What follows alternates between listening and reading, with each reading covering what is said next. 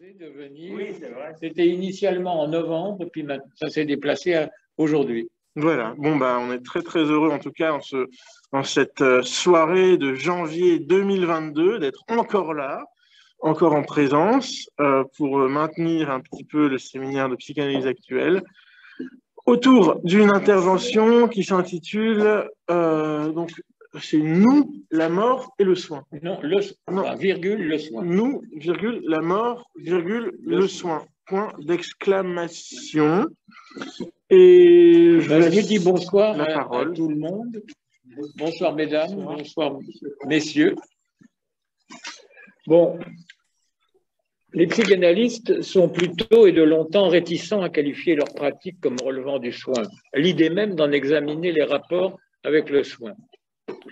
Davantage en Europe, en France et dans la mouvance lacanienne. Exception notable, Jean-Pierre Lehmann qui osa parler de soins symboliques. Ils sont nombreux pour tendre les institutions de soins et leur présence quasi systématique depuis 30 ans dans les équipes de soins palliatifs. Soins ultimes, selon Frédéric Worms, au bout de la vie, mais plus encore, essence même du soin. Ça aurait pu être l'occasion de se demander ce que la défense du sujet pouvait impliquer au-delà, ou plutôt en deçà, nous allons le voir, du désir. D'approfondir aussi ce qu'est le soin avec médecins et soignants. Rencontres manquées, coexistence assez pacifique, mais plutôt étanche. Les analystes confortant leur certitude ou gardant secrète, remises en questions pratiques ou théoriques, liées à leur fréquentation des mourants et de ceux qui en prenaient soin, craignant souvent l'accusation de ne plus faire de l'analyse. Les séances par téléphone avec la Covid-19 ont réactualisé cette question du soin. Certains patients les ont refusées. La parole et l'écoute semblant privilégiées, pourtant ne suffisaient plus. Comme avec l'interdiction tragique de visite dans les EHPAD, manquait la présence réelle. Là, à côté de moi, patient, de celui qui m'écoute et la mienne à côté de lui. Cela résonne avec ce que Freud, dans l'esquisse d'une psychologie scientifique, texte répudié par lui et négligé aujourd'hui, adressé en 1895 à son ami Fliss, un temps objet de sa passion, disait du Nebenmensch, le proche, à côté, indispensable pour que le nourrisson puisse supprimer les tensions. Fechner, lui, s'en tenait à l'apaisement des tensions. Solution définitive, donc, pour se débarrasser de l'insupportable, de l'Hilflosigkeit de l'enfant, que le mot de des-soins traduirait mieux que de des-aides. Donc, se débarrasser par son scientisme même. Freud, au début, en effet, réduit l'enfant aux neurones et vise le retour au zéro des excitations qu'ils font s'agiter. Le proche est indispensable car expérimenté. Freud ne dit pas un mot de ce qui le pousse à se couvrir. Mais il est non-genré. Cette neutralité éloigne le maternel ou au contraire est une marque qu'il s'agit de transmission de l'humanité. Freud en interdit la publication, mais il en reste une postérité remarquable. Le recours à ce terme de Nebenmensch apparaît comme une définition minimale mais essentielle de la situation analytique. L'en deçà, les conditions mêmes de l'élaboration interprétative. Un sujet et à côté de lui, pas en face. Importance, nous le verrons, du latéral. Un autre qui l'écoute. Ce que Freud dit de la relation avec l'être en détresse reste pertinent face à une conception réductrice du soin de bien des analystes. Moment capital de cette répudiation, un texte de 1915 écrit en pleine guerre, les trois fils de Freud sont mobilisés, considérations sur la guerre et sur la mort, et particulièrement la seconde partie, notre relation à la mort, dont il existe trois versions, un brouillon abondamment corrigé, qui aboutira à une première version, modifiée à son tour pour les considérations, au titre plus impliquant, Wir und der Tod, nous et la mort. Freud s'y adressait à ses frères du Mnébrit, les fils de l'Alliance, plus un mot du Nebenmensch, et il y renie ce qui, en 1995, était le fondement de l'éthique, mais sans y faire référence, sans même un argument pour le réfuter. Pourtant, cette association juive, outre la lutte contre l'antisémitisme, entendait prendre soin des pauvres, perpétuité de la veuve et de l'orphelin, Et dans la première partie de son texte, pour déconstruire la désillusion causée par la guerre par rapport au développement moral de la civilisation, Freud multiplie les exemples de violation de ce qui relève directement du soin. Un exemple, la guerre ne reconnaît pas les prérogatives du blessé et du médecin. Marque d'un très profond conflit psychique dont témoignent les variantes, comme le fait que Freud, très pessimiste, martelant que l'homme n'a cessé de l'origine de nier la mort, n'en maintient pas moins l'espoir d'un nouveau rapport à la mort. Formule étonnante. Et le Caire nous montre ce que ses premières intuitions auraient pu offrir à Freud pour soutenir cet espoir, mais il ne s'en sert pas. On a pu voir le Caire comme répondant à notre crainte d'avoir perdu la mort, effet de ce que j'ai pu appeler la mise en science de la mort. C'est notre mode de subjectivation, expression de Michel Foucault, de la mort, mais désubjectivation serait plus juste, étant donné nos difficultés pour subjectiver la mort dans nos sociétés industrielles, scientifiques et managériales. Un exemple, un médecin affirme à des soignants émus que ce n'était pas le malade qui pleurait, mais sa tumeur cérébrale. Il pourra le lendemain dire à ce même patient qui lui confie en avoir marre, « Votre femme aussi en a marre ». Clivage. Le patient tantôt réduit à une chose, tantôt mauvais sujet, usant mal de l'information médicale comme de son autonomie et qui tarde à mourir. Mais en histoire longue, j'en suis convaincu, au-delà d'une réaction contre l'éthique kantienne, John Rawls, voyant dans le soin l'application de grands principes, le Caire, avec l'accent mis sur la situation, les relations soignant-soignés, est réponse à une désillusion plus radicale que celle de Freud, liée au tragique, à l'inouï, des massacres industriels du XXe siècle, 14-18, Shoah, Caen. Non, il s'agit non plus de la fragilité de la situation, mais de déshumanisation. Je voudrais faire résonner l'esquisse du premier Freud avec la question actuelle du soin, en prolongeant le travail remarquable de Monique Schneider consacré à l'esquisse, en le mettant en rapport avec les deux textes des considérations et les variantes du second.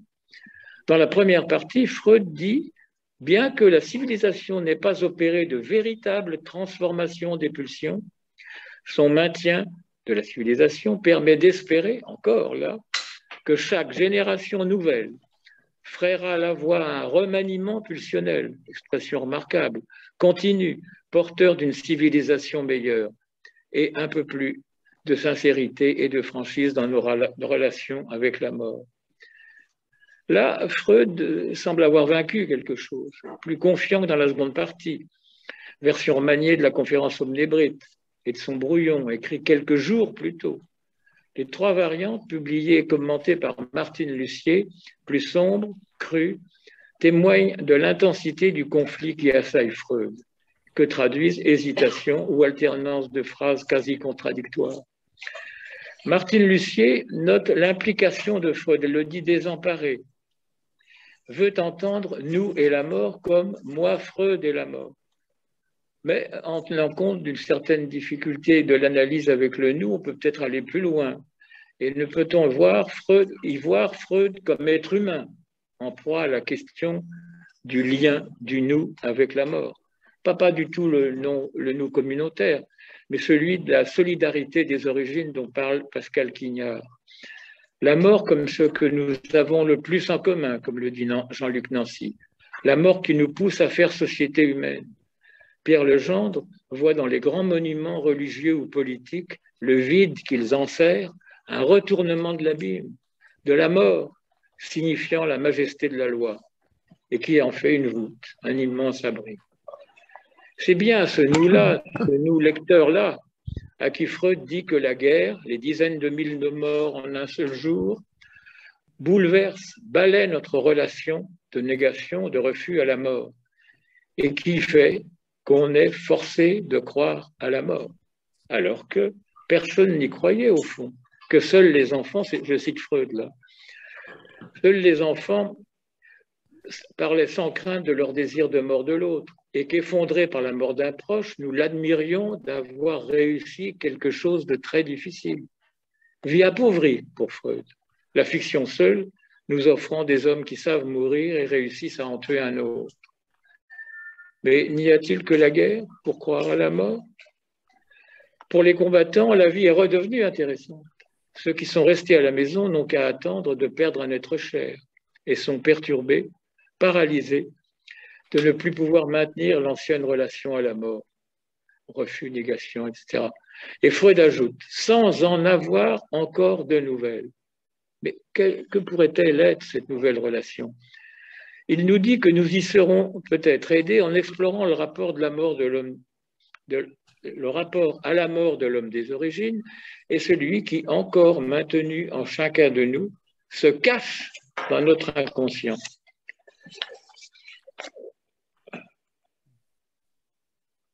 Oh, il me manque une page. Aïe, aïe, aïe. Oh là là là, comment je vais faire? Attendez. Non, mais voilà.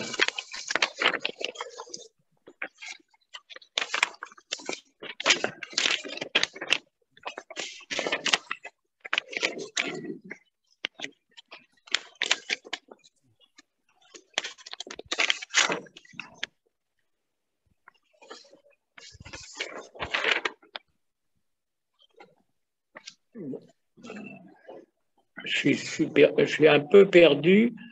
Bon, enfin, attendez, c'est ça. Hein? Je vous prie de m'excuser.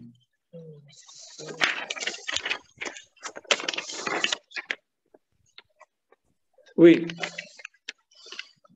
il faut soulignons ce cache. La question du soin a le lien, car la question du soin a, nous allons le voir, un lien étroit avec celle de la place de la mort dans l'inconscient. La façon dont Freud se sert de ce rapprochement est remarquable, car paradoxale. Il martèle une quasi-identité, mais comme pour n'en marquer que davantage certaines différences que soulignent les variantes.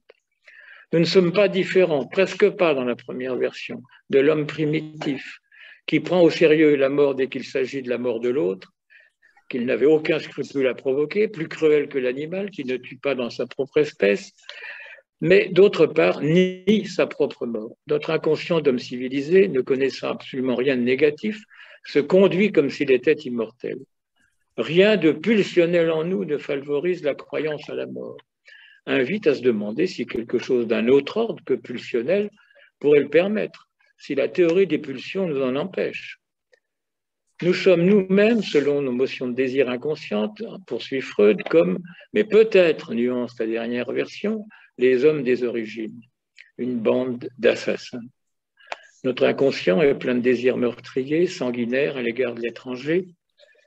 Il insiste sur la culpabilité qui écrase l'humanité depuis les origines et l'ambivalence des sentiments pour voir dans le « tu ne tueras point » la preuve de la primauté du désir meurtrier.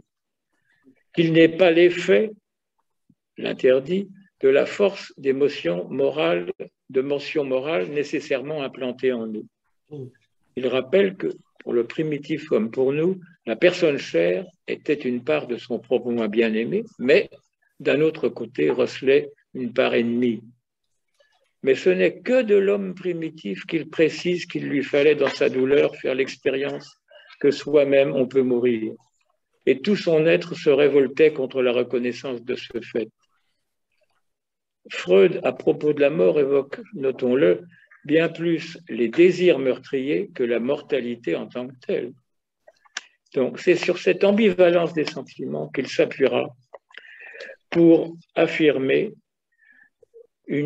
l'origine réactionnelle de l'éthique et écrire à propos de l'homme primitif la célèbre phrase « Auprès du cadavre de la personne aimée, prirent naissance non seulement la doctrine de l'âme, la croyance en l'immortalité est l'une des puissantes racines de la conscience de culpabilité chez l'homme, mais aussi les premiers commandements moraux. » Freud ne cessera de marteler cela, à cette conception qui renvoie au meurtre du père de la Horde. Mais encore une fois, sans la moindre citation, encore moins une réfutation argumentée, d'une phrase de 1895, d'une facture pourtant si proche de celle que nous venons de citer, écrite 20 ans plus tard. l'impuissance originelle de l'être humain devient ainsi la source première de tous les motifs moraux. Pourtant, nous l'avons vu en 1915, il historicise la relation à la mort, insiste sur les changements qui, depuis l'époque de l'homme des origines, se sont produits. Les différences avec lui, comme avec le sauvage, nous permettant d'espérer, malgré l'identité profonde d'autres changements, voire c'est lui qui parle, transformations en profondeur. Il laisse s'exprimer sa préférence pour l'homme primitif. L'homme actuel, civilisé, en proie à la même ambivalence, n'invente, lui, ni doctrine de l'âme, ni théorie religieuse, ni philosophie, n'engendre que la névrose. Aujourd'hui, avec le développement de la mise en science industrielle de la mort, on pourrait peut-être parler de perversion. Regrettant l'affaiblissement de l'interdit chez l'homme civilisé, qui retrouve joyeux, femme et enfants, sans être troublé par la pensée des ennemis, tués dans le corps à corps ou par une arme à longue portée. Moins délicat que le sauvage, qui ne pourra pénétrer dans son village ni toucher sa femme avant d'avoir expié ses meurtres guerriers par des pénitences longues et pénibles. Cette préférence pour le primitif n'aurait-il pas pu ou dû évoquer et raisonner avec le secours du Nebenmensch apporté aux nourrissons? La déception de Freud le rendrait même proche de Lévinas aujourd'hui, attribuant l'inhumanité de l'Occident à l'ontologie de la puissance, l'impersonnalité de l'universel, une virilité refusant le féminin, appelant en un mot à une autre éthique dont Freud avait été pourtant là, tout près.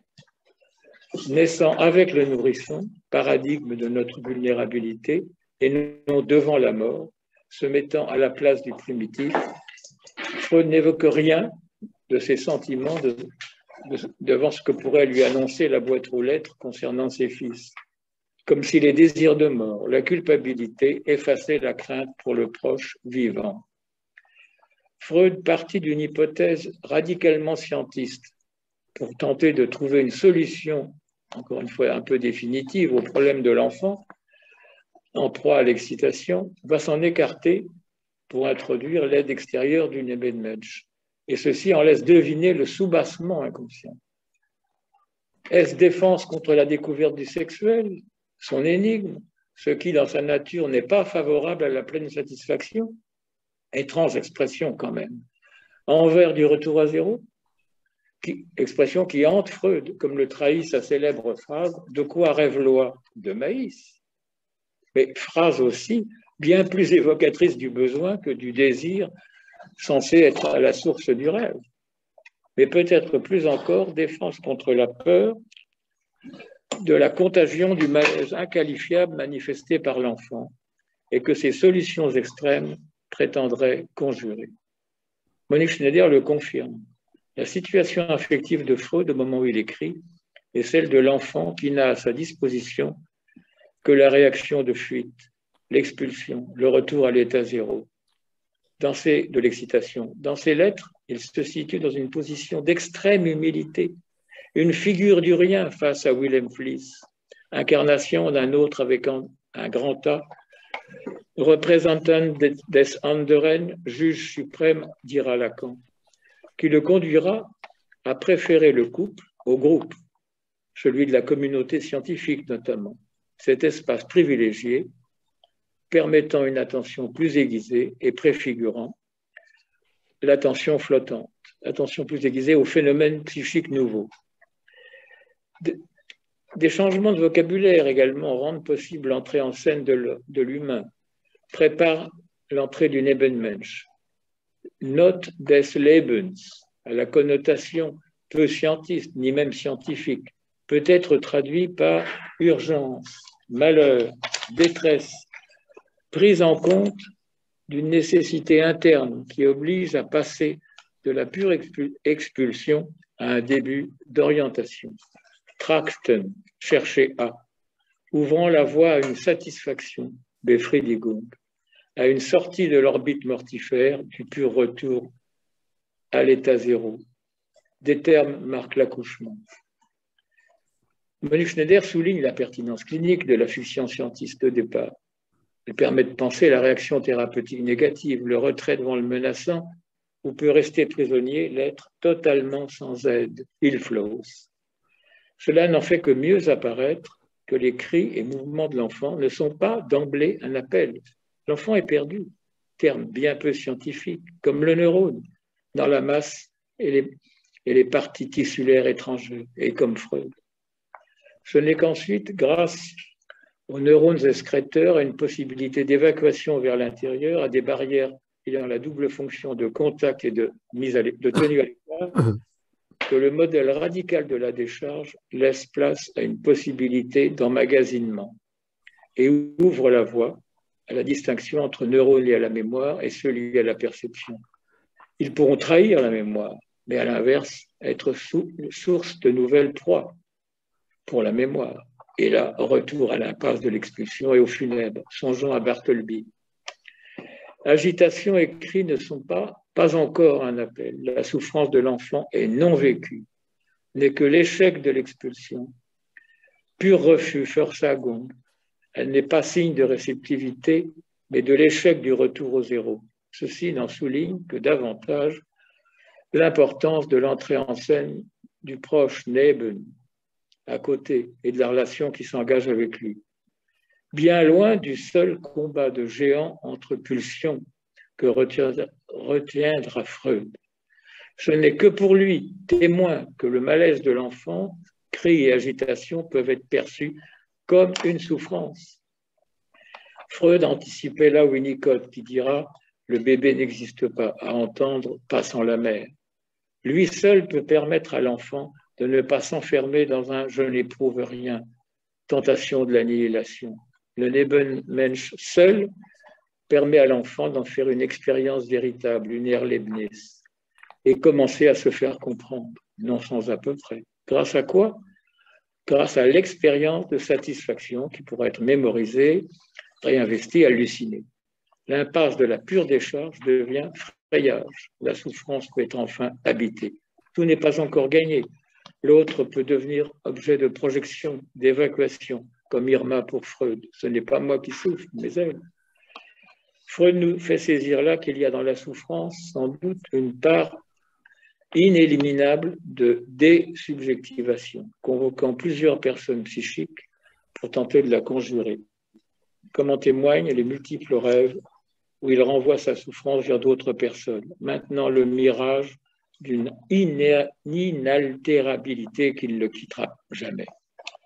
Au contraire, la scène vraiment habitée par la souffrance, subjectivée, dont il est vraiment pris acte, exige bien également, dit Monique Schneider, des autres, mais créant un tissu de vraie présence qui entoure l'être en détresse, un Nebenmensch collectif, si l'on veut, inverse de la projection. Une phrase d'Ivan Illich le dit bien, « je est le singulier d'un nous ». Tout cela résonne de façon très forte avec ce qui est au cœur du mouvement du Caire, qui réhabilite la dépendance, récuse notre célébration ultramoderne de l'autonomie, l'exaltation du sujet souverain, et refuse de voir dans le soin et le prendre soin l'application de grands principes, majuscules, de bonnes intentions, toujours menacées d'abstraction. Le soin nous ramène au ras de la relation à l'autre, au cri de l'enfant, à l'affect corporel qu'il produit en nous et qui suscite la réponse du geste de soin. Parler de pulsion en fait quelque chose qui précède la relation. C'est pourquoi Philippe Faber préférera faire de la pulsion une résultante. Vous trouverez dans la version en ligne des références aux conceptions qui s'écartent de la théorie des pulsions. Alors au commencement, qu'est-ce qu'il y a? Au commencement, le geste, la rencontre, le un par un, appliquant invention, création. En ce sens, écrit le philosophe Frédéric Worms, on ne doit présupposer aucun sentiment, ni soin, ni souci, ni care, mais bien plutôt considérer que ce sont les gestes effectifs à l'œuvre dans ces relations qui engendrent ces sentiments, c'est-à-dire au fond les subjectivités mêmes. Belle confirmation du soin comme s'opposant au désubjectivant de la détresse. Le silence de Freud sur ce qui peut motiver le Nebenmensch prend ici un sens positif. Le secours que le proche apporte surgit, sourd littéralement de la situation, de la rencontre, pas d'un altruisme qui y trouve plutôt sa source, pas d'une intention, d'un impératif moral, encore moins de grands principes. Freud avait raison en ce sens de récuser la force et la présence de motions morales nécessairement implantées en nous. Mais, soucieux de voir dans l'éthique une formation réactionnelle, Thanatos étant premier, l'amour guère moins ancien que le plaisir de tuer, je cite Freud, prisonnier de sa représentation d'un combat de géants entre les deux grandes pulsions, bien davantage fable scientiste que véritable mythologie, comme il le disait, dont les couches multiples empêchent un effet réducteur. Freud néglige quelque chose de plus énigmatique, de plus profond, pressenti dans l'esquisse, quelque chose qui vient de plus loin que moi, bouscule notre fascination pour le sujet souverain, son autonomie, au profit d'un sous-sujet, et invite à revisiter notre conception du sujet comme du symbolique, à voir dans le geste de soin où s'inaugure l'alliance du besoin vital et du signifiant, un signifiant primordial, comme le disait Merleau-Ponty à propos du toucher, que redécouvre le soin. Certes, je peux refuser mon concours de mon propre mouvement ou par idéologie, pensons au nazisme, mais c'est refuser quelque chose que l'autre, son agitation, ont produit en moi et qui est là en moi indéniablement. Moins réductrice, moins scientiste qu'à l'époque de Freud, la neurologie d'aujourd'hui se rapproche de ce point de vue avec les neurones miroirs découverts par Giacomo Rizzolatti et son équipe à Parme en 1990. Le geste de soin, de prendre soin d'un autre être, trouve son humble origine en deçà même de toute compassion dans les neurones miroirs qui nous font toucher la souffrance d'un autre être. S'activant lorsqu'un individu exécute une action, l'imagine ou observe un autre individu la faire, en simulant en quelque sorte ce que je perçois de l'autre, il suscite en moi les gestes pour secourir. Darwin accordait à l'attention pour à la souffrance de l'autre un rôle plus essentiel qu'aux capacités intellectuelles dans l'émergence de notre espèce. N'entendons pas proche au sens chrétien. La définition minimale que donne Freud de Nebenmensch, à côté, expérimenté, prêtant son attention, invite à ne pas trop vite mettre un désir comme à la source du secours, à l'être en total désaide. Un texte de Winnicott traitant du destin de l'espace transitionnel nous y encourage. Il relie l'objet du même nom à un élément purement féminin, n'ayant rien à voir avec la pulsion. Comment entendre ça? Avec ce latéral, c'est à côté, au sens de l'entour, de la mère environnement de Winnicott, du féminin comme demeure dont parle Monique Schneider, ou de la mère ambiance, comme ont pu le dire d'autres auteurs. Oui, Monique Schneider parle donc du féminin comme demeure. Elle nous rappelle que les hommes, une très jolie phrase, que les hommes aussi ont des bras. L'accès à soi, écrit-elle, ne correspond pas à une image de soi, mais d'abord à un habitacle premier. Dimension donc féminine de ce qui peut accueillir la vulnérabilité, qui se refuse à la maîtrise, raison pour laquelle s'y refuse, recherchant sans cesse davantage à se montrer inaltérable. Vulnérabilité du Nebenmensch lui-même, capable d'émettre un cri. L'enfant se nourrit non par le seul fait du besoin, il y a fallu la résonance de sa détresse avec la vulnérabilité du proche, conduisant celui-ci à une offre, une promesse, pas une recette. Par contraste, citons Louis Pasteur, celui qui souffre m'appartient. Une offre qui le fasse naître à lui-même, amorce du processus où l'enfant apprend à se faire comprendre. Seul un être vulnérable peut soigner, écrit Monique Schneider. Nous sommes là, loin de l'arc stimulus-réponse, du retour au zéro, de l'excitation dont Freud était parti, plus près d'un accouchement. Ce qu'il nous décrit est un enchevêtrement inextricable, letzartige Verstrickung, entre l'enfant et l'adulte. Il faut relire plusieurs fois les passages de l'esquisse pour savoir de qui on parle, de l'enfant ou de l'adulte. Ce qu'il en évoque est un rapport un par un, où l'attention perplexe du Nebenmensch, attention devinante, angoissée, dans le vague, l'incertitude, attention supposante, empathie exploratoire, dira Manu Schneider, répondront aux cris, à l'agitation de l'enfant, amodiant ce qui le pousse à l'évacuation totale. Son intervention permet à cette détresse d'exister, donne vie à l'enfant. Mais l'enfant lui-même angoissé, parce que l'intervention du proche est forcément intrusive, comme en témoigne, très bien décrite par Freud, la promenade inquiète et méfiante, Wanderung, dit Freud, dans sa description extrêmement suggestive, l'enfant explorant les mouvements du visage de l'adulte secourable avant de se ruer, le regard fixe sur le sein. Moment miraculeux, mais pas toujours, de coïncidence. Il y a des ratés. Processus mutuel permettant à l'enfant d'éprouver, de penser, d'étendre sa psyché.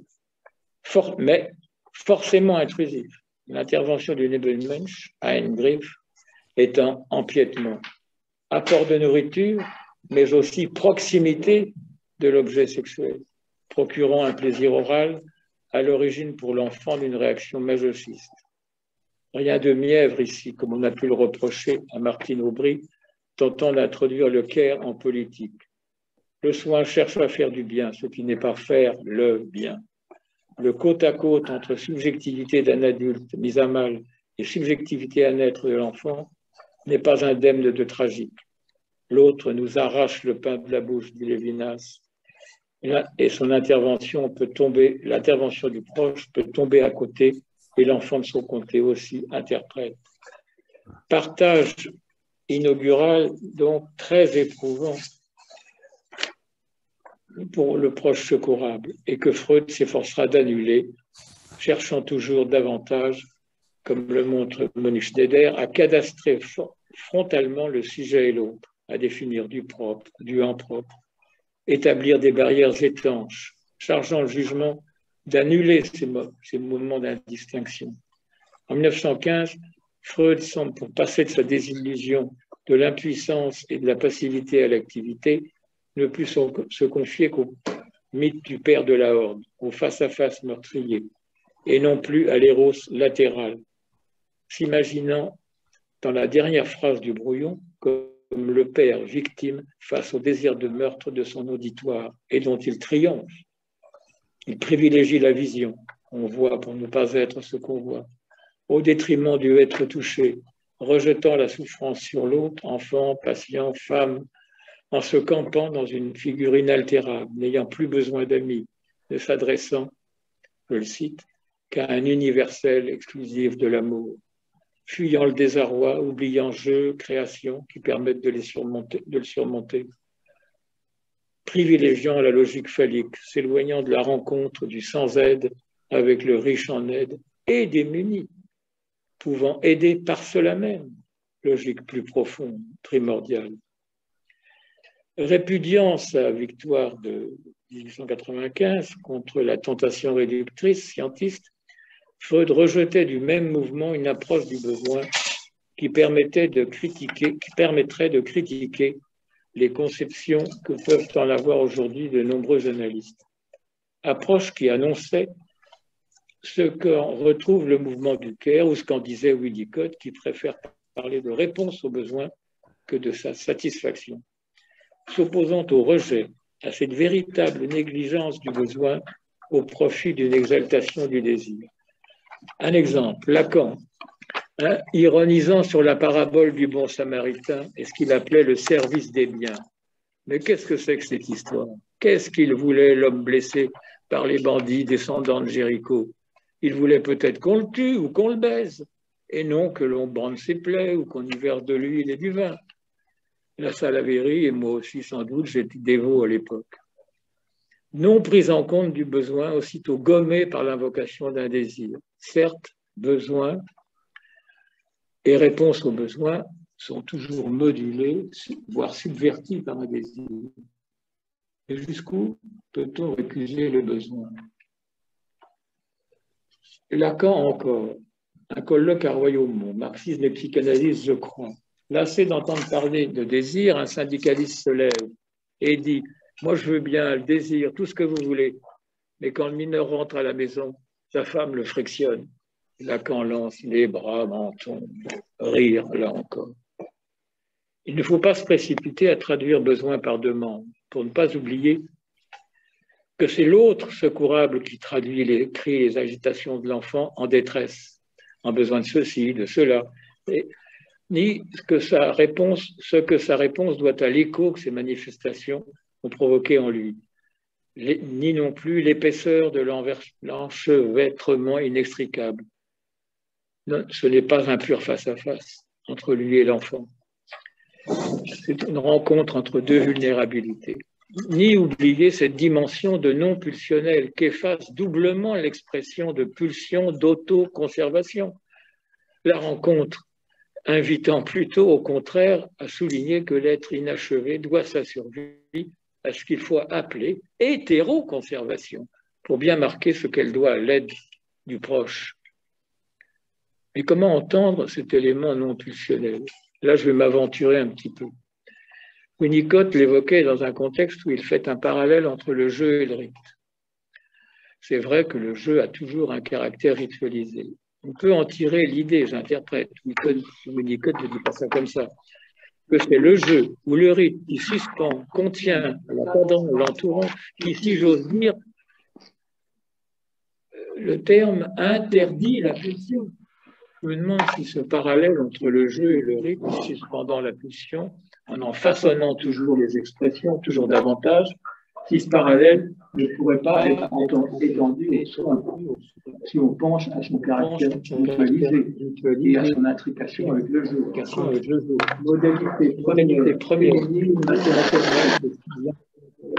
à travers le holding, de la tension, du rythme, l'installation d'un avant, pendant, après.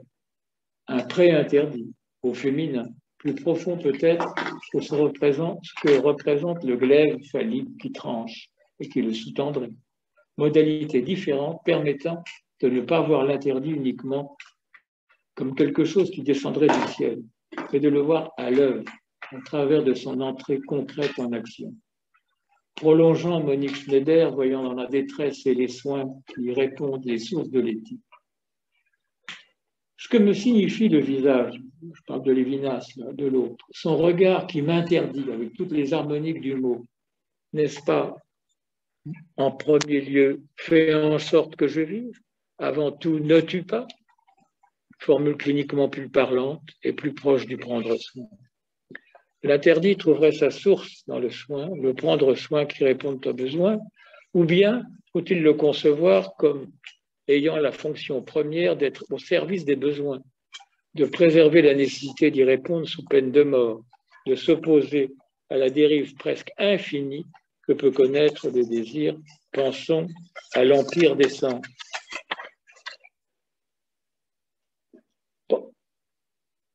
Oubliant toutes, oui, puis où on oublie toutes, les protagonistes oublient toute conservation.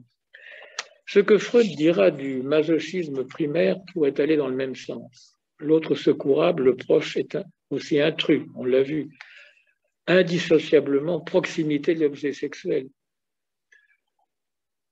par le plaisir qu'il procure à l'enfant, l'érogénisation de sa bouche, l'entrée en scène de la pulsion orale qui pourra entraîner une réponse masochiste. Mais du masochisme primaire, Freud dira une chose tout à fait remarquable, qu'il est le gardien de l'être. Première entrée en scène du pulsionnel, du libidinal, mais allant du côté du besoin, des exigences du besoin, du refus de la mort. Les rapports entre désir et besoin ne peuvent se réduire à réserver la part belle au désir, la singularité, la subjectivité ne relevant que de son monopole.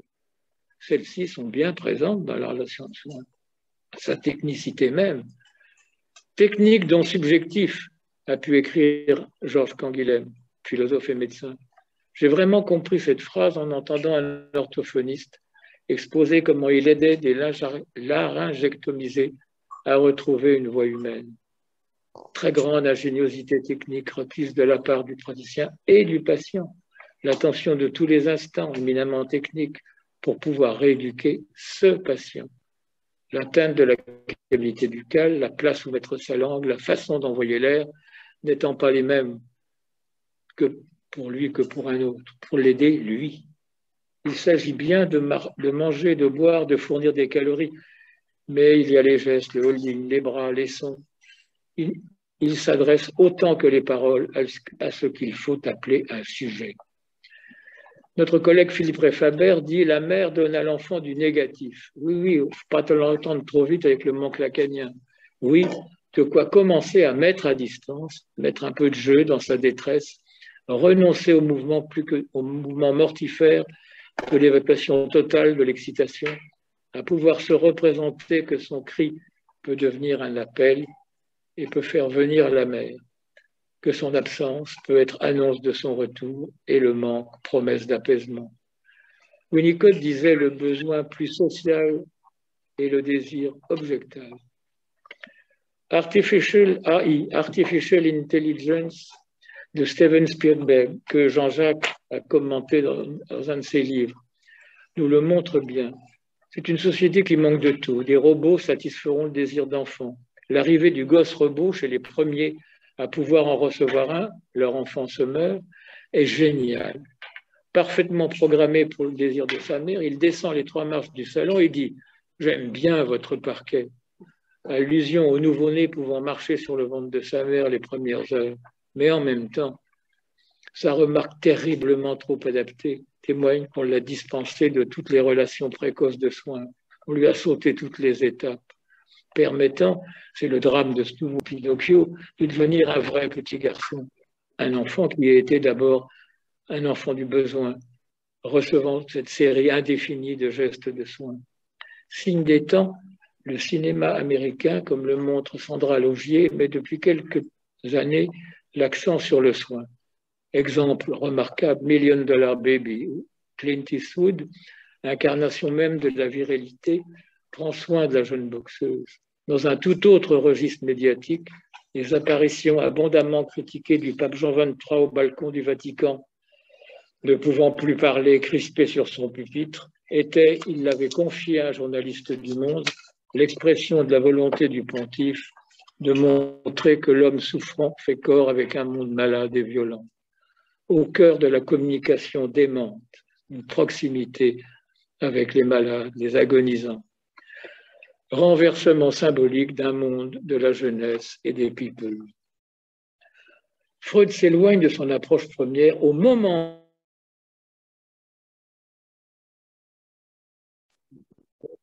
son affirmation qu'il n'y a rien dans l'inconscient qui représente la mort. Il gomme des passages où il disait « L'inconscient contraint de se comporter comme s'il était immortel » ou encore « L'angoisse de mort dont nous souffrons bien plus souvent dans l'inconscient que nous le savons », etc. La question du besoin, de l'origine du soin et celle d'une présence de la mort dans l'inconscient sont bien liées en effet. Contre quoi Freud se bat-il? Contre la crainte pour la mort de l'autre, vivant, mobilisé par la détresse, le danger où il se trouve, entraînant mon angoisse de mort, mouvement viscéral suscitant la réponse du proche et qui pourrait avoir sa source dans notre inconscient même. Freud abandonnera sa première inspiration des commandements éthiques, plus originelle que la culpabilité et l'ambivalence, liée à la fragilité de l'autre vivant, personne chère ou simple semblable, à cette Hilflosigkeit que nous avons en commun, à l'origine même du nous, du soin, du prendre soin. Il avait pourtant pensé pour l'exergue de la Traumdeutung à la phrase de Goethe « Was hat man dir, du armes Kind, getan » que t'a-t-on fait, toi, pauvre enfant?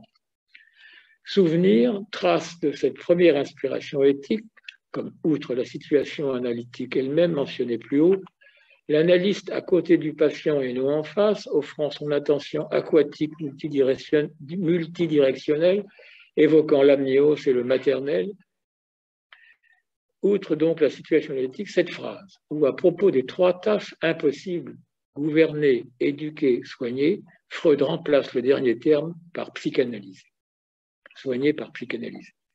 Les variantes des références aux enfants, l'évocation très indirecte de ce qui pourrait arriver à ses fils, ce brouillon s'achevant sur Freud en père triomphant de son auditoire, semble permettre de préciser notre hypothèse. Proche étant premier pour l'homme primitif, parent pour le civilisé, l'enfant dernier dans le brouillon. Freud ne se défend-il pas là contre sa crainte de voir mourir ses enfants, l'ébranlement qu'il pourrait en subir, se réfugiant dans la maîtrise. Michel Serres, parlant à propos des soins palliatifs d'un renversement de civilisation, nous ramène aux espoirs de Freud. Il tourne, les soins palliatifs, le dos à cette mort que l'on voudrait conjurer par son exhibition même. Accident, catastrophe, vision de cadavre, assénés quotidiennement jusqu'à l'étourdissement à chaque repas, à la TV, par les médias, millions de spectateurs pour le Titanic, comme si nous avions besoin, pour nous sentir vivants, de cette dose journalière de sacrifice humain, mais toujours présentés comme des événements évitables. Si l'ingénieur avait été plus vigilant, si l'on avait gardé le fou à l'hôpital, le délinquant en prison, si le DRH avait prévenu les risques psychosociaux, joli euphémisme pour ce qui, dans notre société, pousse à se tuer. Les soins palliatifs recouvrent la mort d'un manteau, d'un pallium, pointe avancée du mouvement du Caire, quoique hésitant à s'y reconnaître, qui depuis 30 ans prend en compte notre vulnérabilité, la dépendance qui s'adresse à notre fragilité commune. Leur portée dépasse les mourants, comme le soin en général ne vise pas la seule meilleure prise en compte des besoins de tous. Inventons-nous là une nouvelle relation à la mort, dont parlait Freud, d'autant plus sincère et franche qu'elle n'est pas frontale. Le soin fait mieux que de redonner à la mort la place qui lui revient. Elle opère un pas de côté. Ce vœu nostalgique des soins palliatifs à leur début étant assez illusoire, donnant bien une place à la mort, mais d'exclus, la mettant en apartheid, se prêtant à leur corps défendant à une gestion de la mort. Mais non, nous n'avions pas perdu la mort. Oui, nous n'emmenons plus les enfants au cimetière, les banques nous proposent de ne plus y penser grâce au contrat obsèque. Mais plus que de lui redonner une place, les soins palliatifs nous invitent plutôt à la retrouver là où elle est pour nous concrètement présente aujourd'hui, là, tout à côté, dans le soin, cette contre-culture du care qui répond à notre vulnérabilité de vivant. C'est là que la mort, contre laquelle luttent ultimement les soins au travers de toutes nos fragilités, nous invite à refaire société. Qu'avec le soin, dans le soin, par le soin, nous nous signifions, partageons notre finitude aujourd'hui, mieux qu'avec des discours thématiques ou les grands principes. Le soin est bien ce qui aujourd'hui nous oblige à croire en la mort et peut rendre aussi bien qu'une guerre ou que la lutte contre tous de notre ultramodernité libérale nos vies plus intéressantes. Pour Pierre Legendre, toute culture s'élabore autour d'un point central, autour duquel gravitent les représentations abritant le vide qui soutient l'ultime pourquoi de l'homme et qui est la métaphorisation de la mort. Le soin, tout soin, ne constitue-t-il pas la source même de notre actuelle possibilité de symboliser la mort comme d'élaborer une nouvelle politique de solidarité?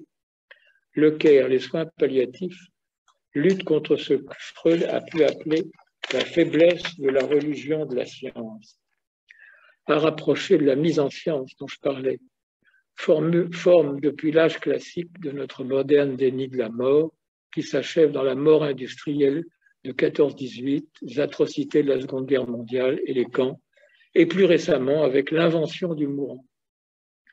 Tentative d'expulser la mort sur le mourant, de mettre la mort, toute la mort en lui, pour qu'il l'emporte, nous en délivre, comme s'il mourait pour nous. Place sacrificielle, le mourant devenant une victime, une situation rendue bientôt évitable par les progrès de la science. Google a investi je ne sais combien de milliards dans l'immortalité, ou en tout cas une quasi-immortalité.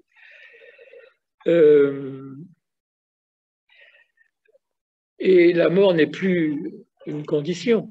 Ce qui nous arrive arrivera inéluctablement. Elle est mise au rang de toutes les choses produites, résultat d'un acte, d'une décision, comme les biens matériels dans le mode capitaliste, dont l'accumulation infinie voudrait l'abolir. Si la mort ne peut plus être pensée que comme produite, alors il n'y a plus que le meurtre, le suicide et l'euthanasie. Elle devient la conséquence logique de notre montage de la mort. Comme il est logique que sa mise en science l'ait décollectivisée, privatisée, psychologisée, rendue conforme à l'idéal ultramoderne d'autonomie, du refus de toute dépendance et non partageable. Superbe citation là de Baudrillard. La mort a perdu sa faux et son horloge. Sa disparition dans l'imaginaire n'est que le signe de son intériorisation psychologique. Elle ne se partage pas. Elle cesse d'être la grande faucheuse pour devenir l'angoisse de mort. Le soin s'oppose aussi à la déritualisation de la mort et du deuil si souvent invoqué aujourd'hui, un peu à tort. Mais cela avait le mérite de mettre l'accent à la fois sur l'engagement corporel présent dans le rite, le jeu et le soin, et la référence à un nous, la scène de la mort, incluant, comme on le voit dans un enterrement, les présents, les morts et ceux à venir, étant la scène même de la transmission de l'humanité. L'émergence de la contre-culture du soin n'est-elle pas l'effet du remaniement pulsionnel continu, porteur d'une civilisation nouvelle et des développements ultérieurs espérés par Freud, effet du Kulturarbeit de la guerre, la psychanalyse. Chaque psychanalyse que fait quelqu'un fait partie du Kulturarbeit dont parle Freud.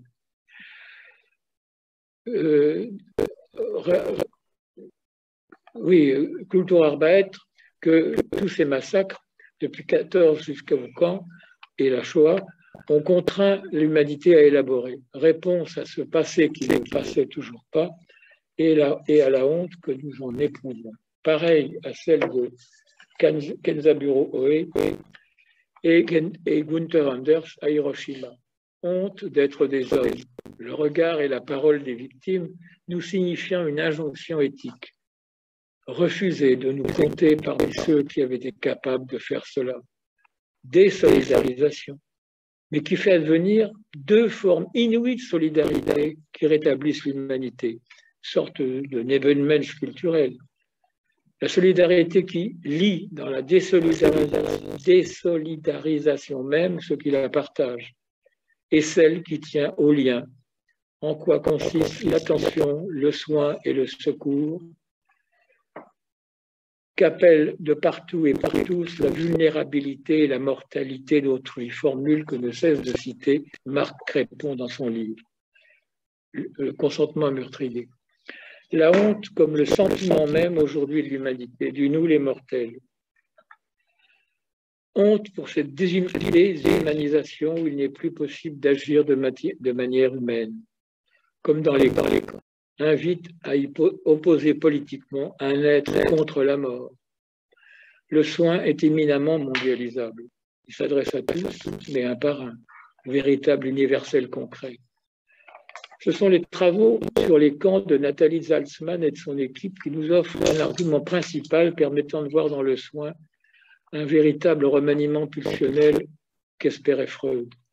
Sa question de départ est comment les prisonniers ont-ils pu se maintenir en vie, pas au sens seulement biologique, mais du maintien de l'humanité dans ces camps, lieu du non-soin absolu, pour Myriam David, théoricienne du Caire et analyste. Et la réponse est remarquable. C'est autour du besoin, du maintien en vie, d'un prendre soin de soi, mais dans sa profondeur symbolique, généalogique, anthropologique, phylogénétique même, dira Freud, que les prisonniers des camps ont pu survivre, se reconnaître dans l'humanité. Le prisonnier s'identifie à l'espèce, en prenant soin de lui, mais comme d'un autre, comme le Nebenmensch. Quand l'appel à ses souvenirs, au désir de sa vie d'avant, à sa culture, pourrait, comme le dit Anne Listern, le condamner à mort. L'identification survivante le maintient en vie et dans l'humanité. L'attention extrême à ses besoins le met en lien avec une mémoire de l'histoire humaine, avec ce que chacun doit à cette chaîne de soins, de prise en compte de génération en génération de toutes ces vulnérabilités qui ont précédé la mienne et m'ont permis d'être là aujourd'hui. Le pire monstre, récusant tout souci d'autrui, ne peut nier qu'il doit d'être en vie à cette chaîne de prendre soin. Dans le documentaire de James Small, c'était l'assistant de Spielberg, mon père, cet assassin, la femme que le chef du camp torturait quand elle était enfant, demande à la fille de ce bureau. Votre père ne doit-il pas être devenu un monstre, à ce que l'on ait très mal pris soin de lui? Si nous sommes une lignée infiniment longue de meurtriers, le soin est le plus vieux métier du monde, antérieur à la cruauté, empêchant l'humanité de s'éteindre. C'est essentiellement par le besoin et non le désir que l'on reste dans l'humanité. Le surinvestissement de la nourriture, écrit Géraldine Serf de Dutzele, étant comme un équivalent, saut du psychique dans le corporel, de la relation mère-enfant, mais plus profondément, relation à l'espèce. Et elle précise, la mère prend soin de l'enfant en tant que petit homme, de représentant de l'humanité. Identification de survie, permettant, contre l'image déshumanisante du miroir nazi, de retrouver, écrit Salzman, les racines fondatrices de chacun, le lien viscéral à l'ensemble humain, à l'histoire collective. Si incontestablement le désir nous spécifie comme le besoin signe notre appartenance à l'humanité en tant qu'il nous signifie notre mortalité. Racine, présente dans l'inconscient, on va le voir, de la conscience possible de notre finitude. Freud l'indiquait déjà avec Note des Lebens. C'est la grande différence avec le désir. Le corps du désir sexualisé étant toujours un corps morcelé, corps qui se concurrence, si j'ose dire, entre ces différentes zones érogènes et qui me divise entre elles, fait de moi un être toujours découpé. Le besoin, preuve permanente du risque d'anéantissement dont il procède, unifie notre corps d'une toute autre façon que l'image au miroir ou celle de l'autre, aliénante. On peut rapprocher ça de la position dépressive de Mélanie Klein, limite à la dévoration illimitée, à la toute-puissance pulsionnelle qui détruirait la mère du ventre, si j'ose dire, et déjà totale de fait, contrairement à la mère orale qui n'est que partielle. Et ce, avant même d'être perçue comme totale, car l'angoisse de la détruire pourrait-elle exister sans la relier au nourrissage, à son nourrissage, aux soins nécessaires à la vie qu'elle prodigue? L'existence même du soin, comme réponse aux besoins, implique que cette menace de mort soit présente dans notre inconscient, condition de l'intervention de l'autre secourable qui rendra possible notre émergence comme sujet. Salzman est originale et convaincante. Elle ne récuse pas l'aspect pulsionnel, elle s'écarte du combat entre les deux pulsions, en marquant le caractère profondément relationnel de ce qui se joue. N'insiste guère sur le besoin comme manifestation d'une pulsion d'auto-conservation, mais bien plutôt sur ce qu'il signifie de notre mortalité. Elle insiste tout spécialement sur la nécessité de ne pas libidinaliser, de mettre au compte d'un désir, ce qui appelle plutôt en certains moments de la cure de la part de l'analyste, une véritable reconnaissance d'une présence réelle de la mort. Pour elle, les pulsions de mort ne sont pas que destructrices. Cela fait penser à François Roustan, qui ne se déclarait déjà plus psychanalyste à l'époque, répondant à Emmanuel Carrère, qui lui dit son envie de se tuer. C'est une solution, mais vous pouvez aussi continuer à vivre. Il a pu y entendre que Roustan acceptait l'idée qu'il puisse mourir. Une série de montages sociaux nous assigne à recouvrir ça, à empêcher la mort de s'exprimer, à en faire taire la voix. Qu'il ne faut pas, dit Salzman, étouffer derrière l'édredon libidinal.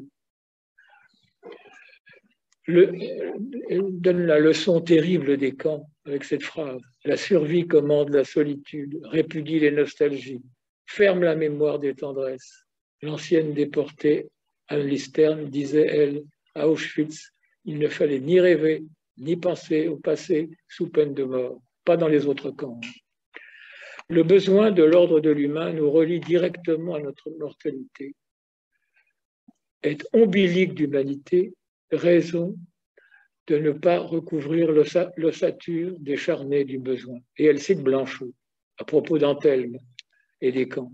Le besoin est sans jouissance, sans contenu, rapport à la vie nue. Le besoin est immédiatement le besoin de vie.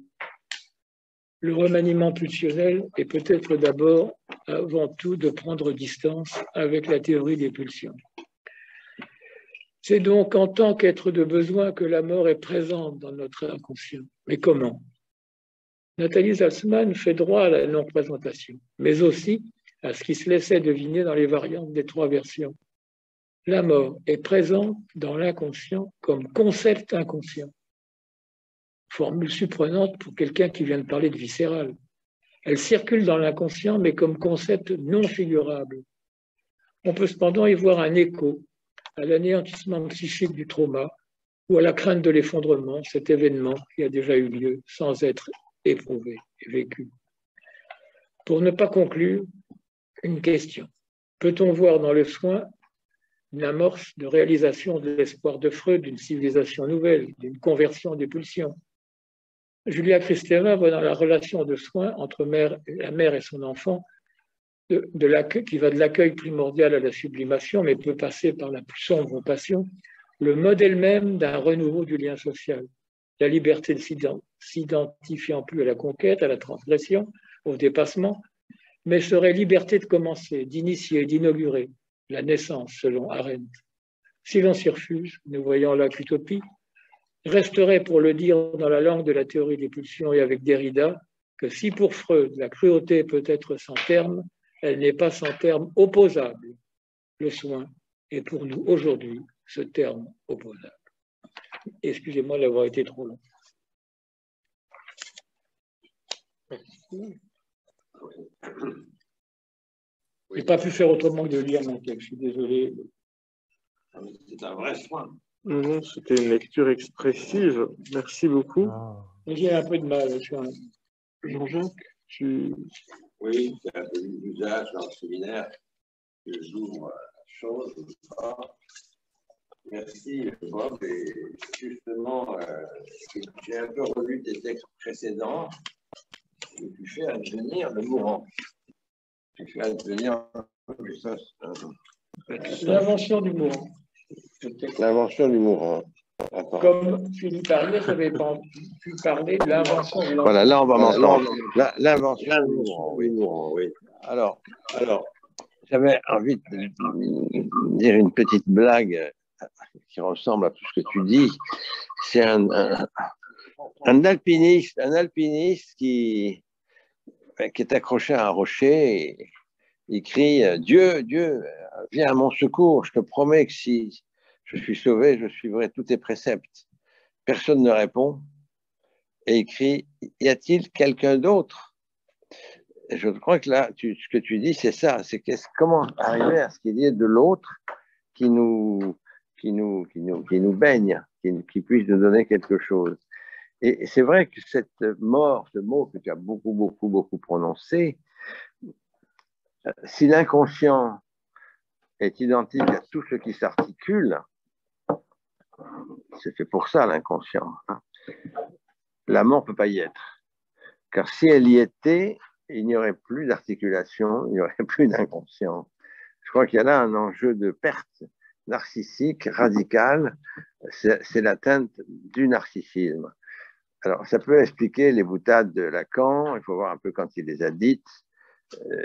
Il critiquait beaucoup la religion à un moment donné, en 1975, en disant que la psychanalyse était un symptôme, heureusement, contrairement à la religion. Enfin, il avait beaucoup de choses à dire là-dessus. Lui qui a eu une éducation religieuse des pères blancs assez poursuivie. Hein? Il parlait aussi de la vraie religion. Oui, mais alors, moi, ce qui m'intéresse, c'est cette dimension de fausse violence ou de vraie violence, je ne sais pas trop. Comment, justement, les guerriers marins japonais du Moyen-Âge se tuaient car ils avaient tué. Alors, je ne sais pas le lien, c'est Harakiri, mais le kamikaze a suivi tout ça, et c'est arrivé au fameux pilote Japonais qui allaient se suicider pour sauver leur pays ou je ne sais quoi, transformant en objet bombe. Et puis c'est arrivé aux kamikazes d'aujourd'hui, hein, quand même. C'est issu directement de ce genre de mort qu'on se donne, et qui est une sorte de mort incestuelle, c'est-à-dire où le kamikaze, comme ça, va se tuer au milieu de ses victimes dans une sorte d'inceste entre la mort et l'inceste, entre la mort et la vie. Hein. Il y a donc une extinction là de la vie. Et moi, ce qui m'a intéressé dans ce que tu dis, j'ai essayé de suivre parce que c'est très très riche. Hein. C'est justement que cette mort. Tu conclus ton texte sur l'invention du mourant par précisément la Shoah, que ça serait peut-être une façon ou un filtre ou des lunettes pour voir cette façon qu'on a de jeter sur le mourant. Mais effectivement, comment donner la mort à quelqu'un qui est mort assassiné dans les camps? C'est pourquoi moi j'excuse toutes les commémorations, j'accepte les musées et toutes sortes de choses parce qu'il faut symboliser cette mort pour que cette mort qui leur a été donnée soit la leur. À chacune des victimes, une par une, que la mort retrouve sa valeur subjective. Et peut-être que c'est ça que tu veux nous dire avec cette dimension d'invention du mourant, qu'il soit un mourant de droit, quoi, en quelque sorte, puisqu'il est déjà mort, bien sûr. Donc ça ouvre à des drôles de questions. Et je vais un peu terminer, je prendrai après la suite de tout ça, parce que j'avais envie de te répondre plus longuement. Mais c'est vrai que plonger la notion de mort dans le langage, c'est une expression que j'utilise en ce moment, Lacan nous fait faire ça. Plonger la fonction paternelle dans le langage, ça donne le signifiant du nom du père. Hein. Bon, bien sûr que ça se retrouve dans Freud. Si on fait circuler dans le bain du langage, j'ai baigné tout à l'heure, cette histoire de mort, cette affaire-là, cet objet narcissique, cet objet dénarcissisé, on va vers quelque chose que moi j'appelle la non-naissance. C'est-à-dire qu'il y a quelque chose qui va faire en sorte que celui qui meurt n'est plus né, en quelque sorte. Bien sûr qu'historiquement il est né, mais n'est plus dans l'ordre de sa propre naissance, puisque sa naissance l'a amené à la mort et que c'est fini. Hein. Donc c'est là où je trouve qu'il y a quelque chose dans cette histoire que je disais tout à l'heure, d'inceste entre la mort et la pulsion de vie, cette sorte de gâchis monumental où la jouissance énorme qui arrive à ce moment-là va faire qu'il y a cette sorte de mélange entre victime et bourreau. Comment donner aux victimes sa mort, leur mort à chacune, en l'enlevant du monde du bourreau. Bon, Shoah de Lanzmann y participe, plein d'œuvres y participent, mais il faut le répéter sans arrêt. Et je crois que ton enjeu est celui-là. Et par le biais du soin, qui est quand même une des vocations du médecin, moi, avec le Covid, avec le confinement, mon désir médical que je croyais éteint a revécu, est revenu. Et j'ai voulu savoir comment ça se passait du côté des médecins, effectivement, et je suis allé lire le texte de Freud, je l'ai envoyé à quelques-uns pour ce soir, qui s'appelle Traitement psychique, où il parle justement de l'attente croyante. Hein. Et il va parler de ça, bien sûr, c'est les prémices du transfert, mais il va déreligieuser ce machin-là pour aller vers la science. C'était son enjeu. Hein. La psychanalyse étant plaquée contre la religion pour aller dans le cortège, c'est un mot, d'amour est là, dans le cortège de la science. Comment faire autrement? Et ton enjeu, ton texte, extrêmement riche, il faut que je relise, enfin, quelque chose de cette... C'est pour ça que je ne suis pas du tout gêné que c'était long, parce que ça a ce mérite-là. Hein, ça a ce mérite-là de qu'est-ce que c'est que l'inconscient? Qu'est-ce que c'est que l'inconscient? Sinon, pour revenir à ça, ce qui est identique à tout ce qui s'articule, et que la mort, à vouloir la faire rentrer là-dedans par le biais du soin, ben, il y a quelque chose qui est peut-être un peu trop difficile pour moi, quoi, et pour chacun d'entre nous. Voilà, c'est ça que je voulais te dire pour commencer. Merci beaucoup, Bob. C'est moi qui te remercie. Je peux dire 2-3 mots? Ben oui. Bon, tu m'opposes en fait, contrairement à ce que j'essaye de soutenir, que sans la mort dans l'inconscient, sans l'absence de la mort dans l'inconscient, toute la psychanalyse s'effondre. n'oublions pas que Freud ne parle pas tellement de l'absence de la mort dans l'inconscient, mais de sa représentation. Oui. C'est pour ça que la solution, qui n'est pas, à mon avis, une solution coquette ou élégante de Nathalie Salzman, d'y voir quelque chose d'autre, bon, le mot concept qui vaut ce qu'il vaut, mais quelque chose d'autre qu'une représentation, ça me paraît être une réponse possible. Donc, première chose.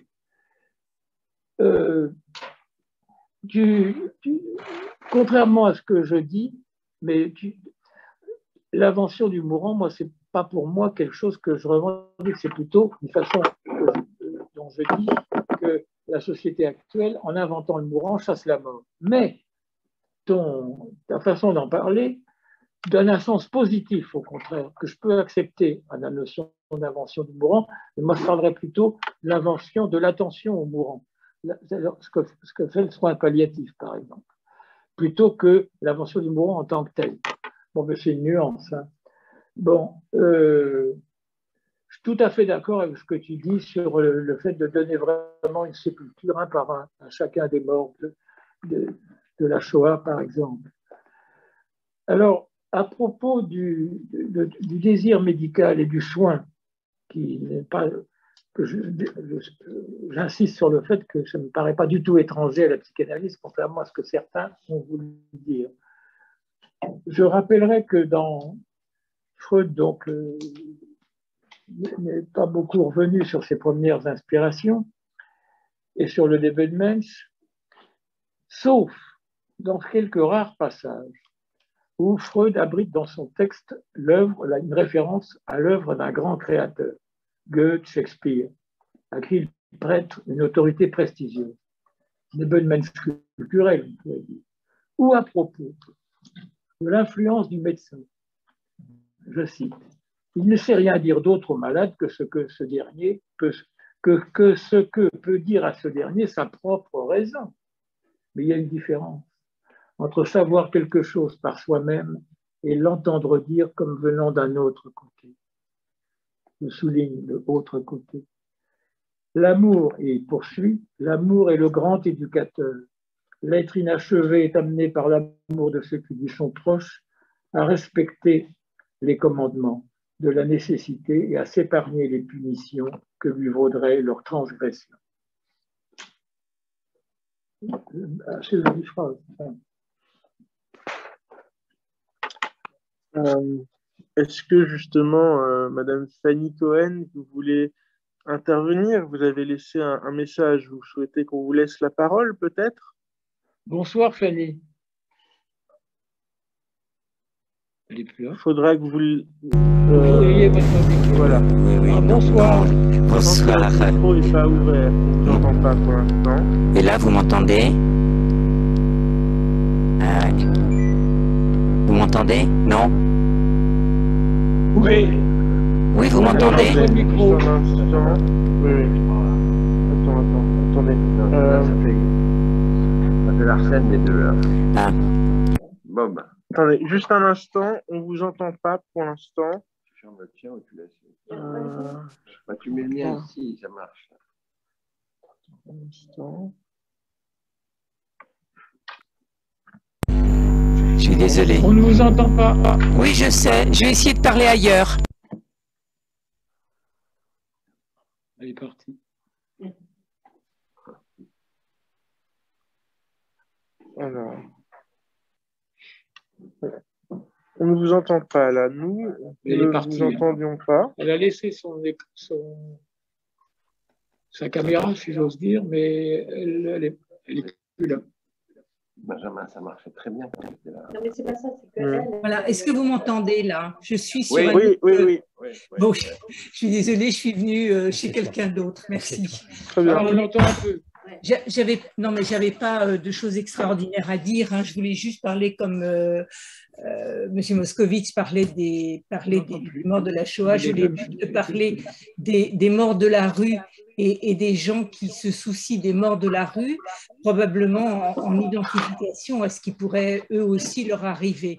Et du coup, je me disais que c'était pour ça qu'ils s'en occupaient de cette façon aussi humaniste, je pourrais dire, quelque chose comme ça. Voilà.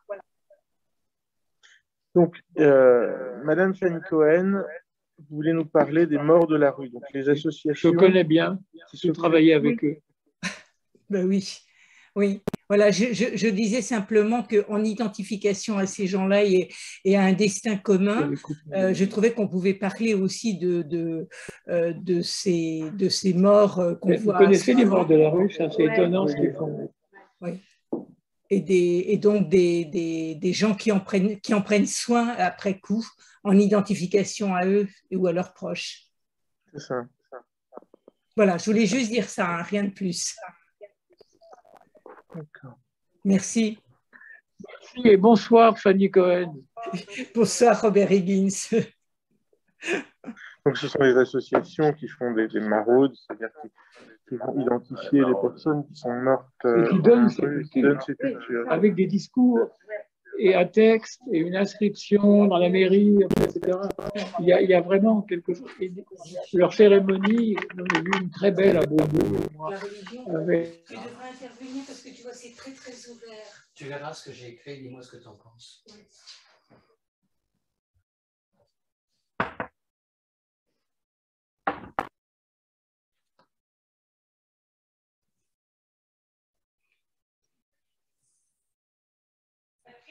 Oui. Inouï, au point qu'au début, il y avait 3 plaies attendues qui assistaient à cette cérémonie, que les gens se sont agglutinés, des gens qui passaient, qui n'avaient rien à voir avec ça, pas du tout venus parce qu'ils étaient au courant.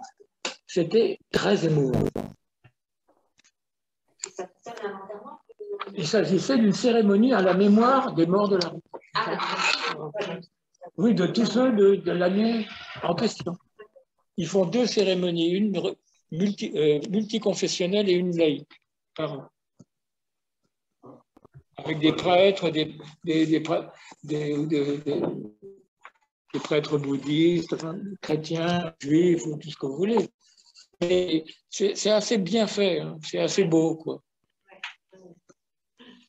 Ils sont enterrés à Thiers, un carré où il y a un système un peu spécial qui fait qu'on est sûr d'une disparition totale des corps au bout de 5 ans.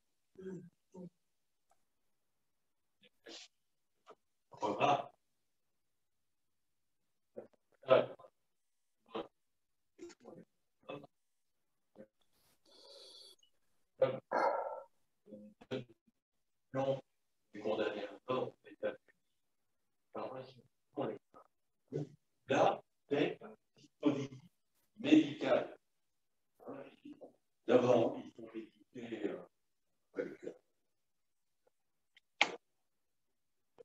et il y a une perfusion médicale par des infirmiers. Oui. C'est-à-dire que les gens qui sont là pour soigner donnent la mort. Comme si le criminel, on va supposer quand même que c'est un mort.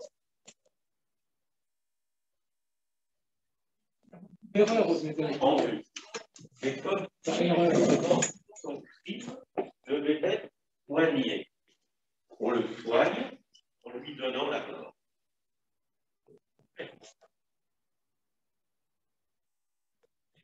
Et pour il y avait aussi, pour terroristes, on les lâchait d'un hélicoptère dans la mer, mais on leur avait donné un somnifère puissant avant. Mais bon, effectivement, il y a la contradiction même avec la vocation du médecin. Médicus, hein, c'est entre le sujet et la mort, le moyen terme. Mais que dire d'autre sur cette pratique? Je pense que ça ne s'oppose pas à votre interprétation, mais j'en proposerai une autre qui peut s'y ajouter. C'est que j'y vois une négation de la mort, en fait. Sous prétexte qu'on fait ça avec des médicaments, que le bonhomme ne va pas ressentir ceci ou cela, encore qu'on envoie ce qu'on sait tragiquement. Enfin, bon, tu ne dois pas être, pour moi, pendant quelques millisecondes, pas sans souffrance quand même. Mais il y a une idée quand même d'effacer que le fait qu'on tue. Je tue, mais non, c'est pas tout à fait ça, je soigne. Enfin, moi, je verrais ça un peu comme ça. Enfin, merci de votre remarque. Non, moi, il me semble que. Vous m'entendez là? Oui, oui. Il me semble, moi, je veux dire,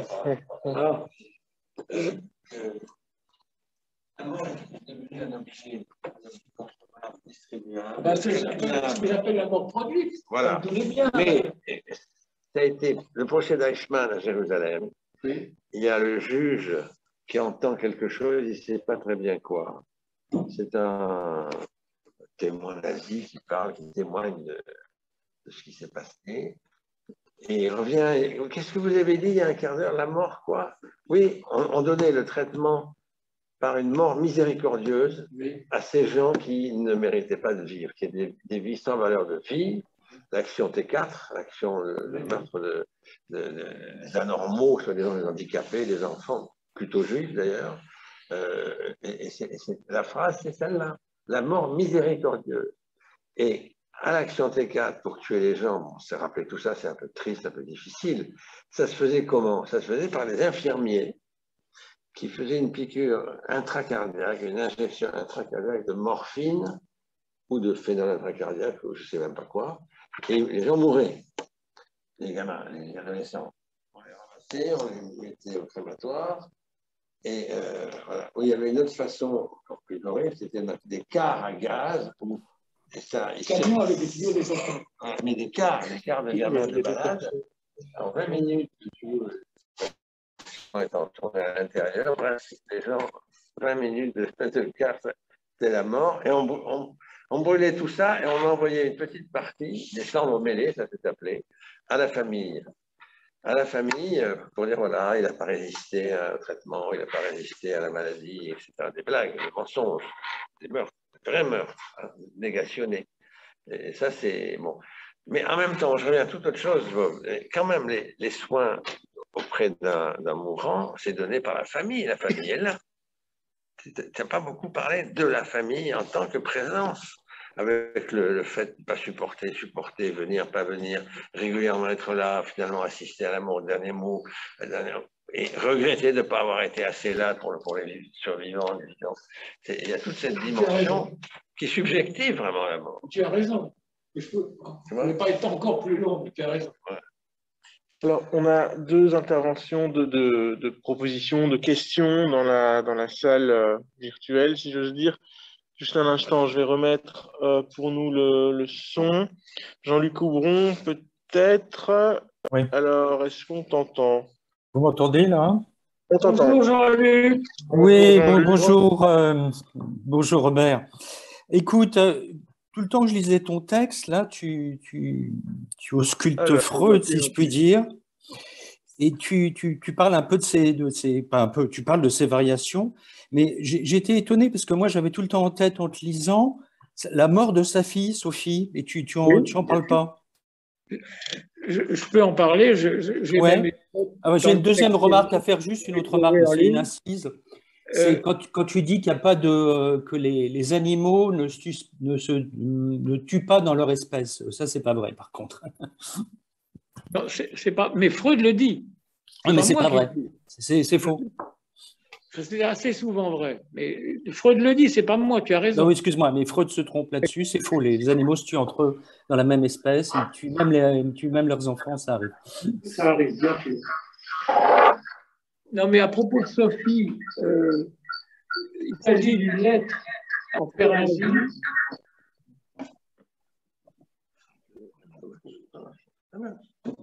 Il s'agit d'une lettre à Féringie après la mort de Sophie, sa fille, où Freud, j'ai subi une perte narcissique irréparable, mais passe aussi.